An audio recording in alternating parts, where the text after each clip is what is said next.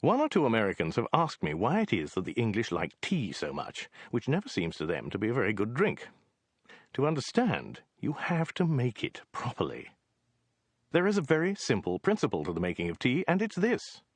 To get the proper flavor of tea, the water has to be boiling, not boiled, when it hits the tea leaves. If it's merely hot, then the tea will be insipid. That's why we English have these odd rituals, such as warming the teapot first, so as not to cause the boiling water to cool down too fast as it hits the pot.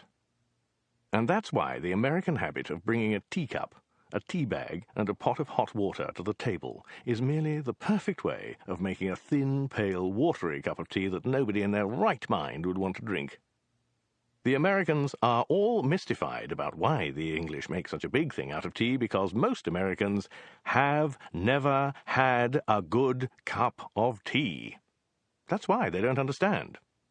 In fact, the truth of the matter is that most English people don't know how to make tea anymore either, and most people drink cheap instant coffee instead, which is a pity and gives Americans the impression that the English are just generally clueless about hot stimulants. So the best advice I can give to an American arriving in England is this. Go to Marks & Spencer and buy a packet of Earl Grey tea. Go back to where you're staying and boil a kettle of water.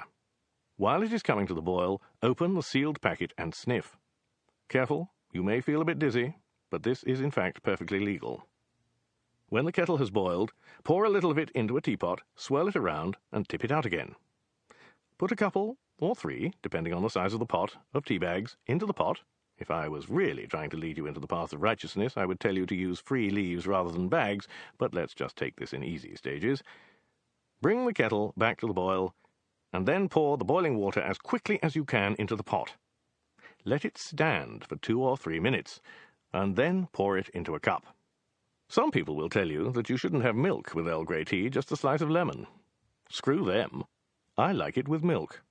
If you think you will like it with milk, then it's probably best to put some milk into the bottom of the cup before you pour in the tea.